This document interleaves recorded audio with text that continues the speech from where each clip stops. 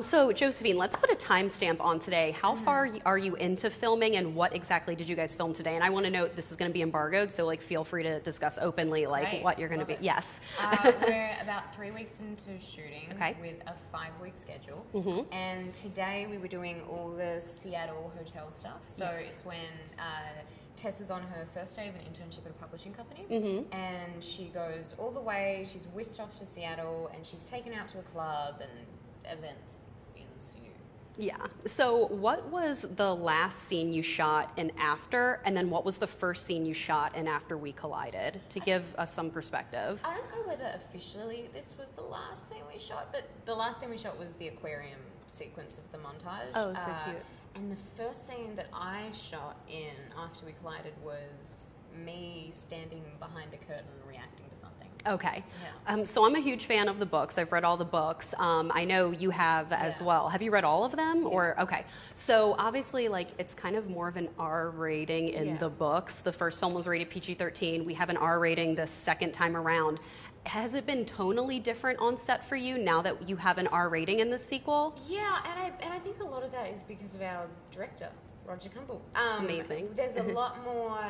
There's a lot more humor in this film. There's a lot more intensity in this film. There's swearing because we're allowed to swear now because it's R-rated. So there's definitely been a tonal shift, and I think everyone's felt that. Right. So obviously after the major worldwide success, you guys winning your 3 Teen Choice Awards, what was the reunion like for you and Hero when you got back on set for After We Collided? I'm trying to remember what we actually, when the first time, I can't remember if it was at the hotel or if it was at rehearsals, but it was it was basically a hi, how you doing? It was nothing dramatic with flowers and You're right. And I haven't seen you out. Yeah. Yeah. Exactly. You're like, it wasn't dramatic. We're just like, hey, what's up? Yeah. So obviously with the emotional events that ended in the first movie, Tessa's in a super deeply emotional state for the sequel. So I'm wondering when you and Hero are doing some of those particularly emotional scenes, when Roger yells cut, do you immediately go back into Josephine, or do you have to take a bit to kind of do the downtime? Honestly, we haven't gotten into a lot of the super emotional stuff in this film yet. So we've been lucky in that respect, but the stuff we've done so far, it's not... I don't really require that much of a transition period. It sort of depends. Sometimes you want to stay in it if it's a really emotional scene and you're shooting it over 12 hours, but if it's only sort of emotional when you're doing it over 2 hours. Right. So yeah, it's not hard to answer your question. It's not hard to snap back and forth. Yeah. Right. Well, Tessa's last question. Tessa's obviously she thinks she knows what she wants in life until she meets Hardin, and I'm just wondering is there something about Tessa that maybe you took with you after the filming of the first movie? Is something about her that sticks with you? I thought you were going to say physically. Oh yeah. Did you? No.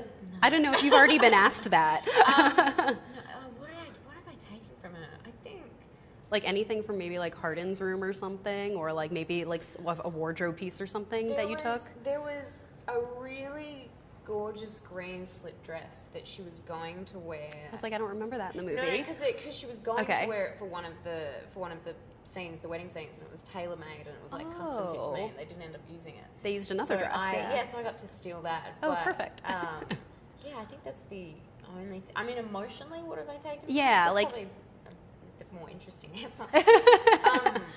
I just maybe her sense of confidence. I don't know. I think that's a good lesson for everyone to take. Just be who you are and don't be afraid to be yourself and make choices and Yeah. Well, thank you so much for your time. You go. I won't know that you're I'm so exhausted. I'm gonna get back to my trailer and chill for the rest of the day. I'm gonna get a glass of wine myself. I'm just so sorry we only had 4 minutes. No, it's fine. I'm happy that you gave me any time at all. Because I know you've had such a long day. So I really appreciate it. Yeah. No, I appreciate it. Yeah. Thank you. Thank you so much. It was cool to interview you in your club dress.